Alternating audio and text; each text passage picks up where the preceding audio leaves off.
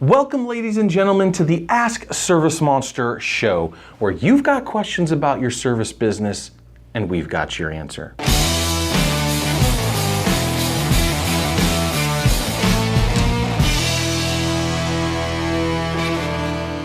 Today, our question comes from Amy. She wants to know trade shows. Are they worth it? Should I go?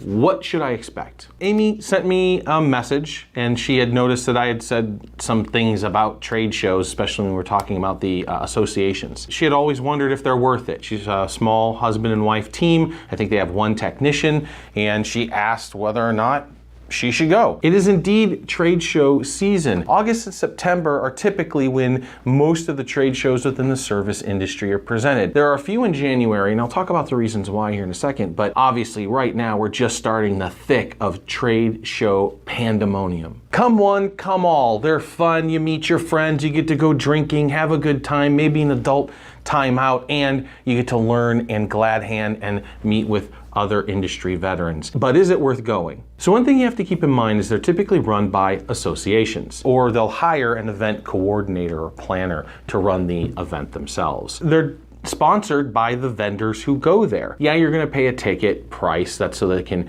grab a little money out of your pocket, but they'll try to keep that as low as possible by charging the vendors for their booths, speaking engagements, and what they call gold or silver sponsorship, or some equivalent, right? The education is typically put on by the big spenders. So if I get a gold sponsorship, then I get a pavilion or a room for 3 hours and I can do anything I want, including bringing other speakers and fill that time so people will come in, and then I can slyly sell you stuff on the side. Knowing that going in, though, doesn't necessarily devalue the value of the education itself.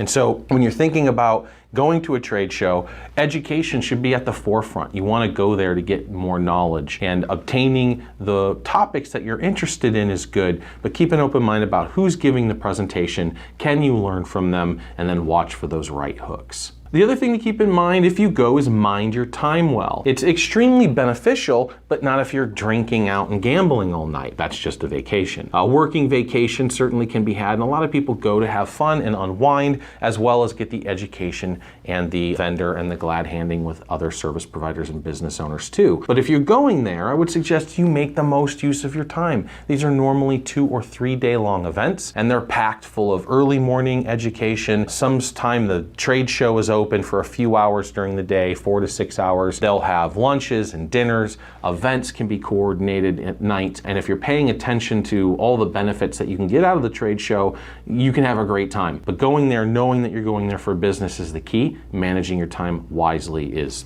just wise. Visit the vendors. Go to the booths, have conversations, look for the cool new toys that are out or things you've never seen before. You don't know what you don't know. And that phone may be ringing off the hook with solicitors and telesales people that you have no interest in talking to, but every once in a while, getting exposure to new products and services you didn't know about before is a good idea. So keep an open mind and go around and visit the vendors, talk with them, get to know the people behind the products and who you're actually supporting with your dollars. Take a look at the class schedule ahead of time and pick your classes before you go. Get an idea of what you want, and then don't party the night before and then slove up a class you wanted to go to at 8 in the morning. Make sure you're there and on time, attentive, and treat it like a normal. I mean, you paid good money for the plane, the airfare, the hotel room, and to sit in that classroom, pay attention and give the speaker as much physical presence as you can. Take a gander through the vendor catalog and the map, and pick out some vendors you want to go take a look at. Maybe people you wouldn't normally talk to. Just kind of cruise around and poke and lift the hood and see what's going on. Lots of equipment typically there, handful of software vendors, business coaches, and juice and gear of all flavors. And explore. Take some time on that first day and go through the trade show very quickly, up and down the vendor booths, right? Making notes that you might want to do a deep dive on later. And then I would say if you're going to go there, you're really going for one thing, to be motivated and inspired. Look, being a business owner is lonely, even with a mom and pop. There's not a whole lot of your friends and family that understand what you go through dealing with employees or trying to chase that dollar, getting those leads to scrape by so you can put food on the table and keep that truck filled. When you go to a trade show, you are surrounded by entrepreneurs and business people who have the same trials and struggles that you do every day. So that's really uplifting. And when we go, we really look for those nuggets, those moments of information or an explanation of something that we've heard 1,000 times, but given just in that right way, when you have an open mind for you to go, oh, I get it now. That's why that thing is so important. And then when you come back, you'll have new revitalized intent and be able to really push your business a little further. But implementation's the key, right? If you come back home and feeling awesome and then wake up the next day and do nothing, nothing will change.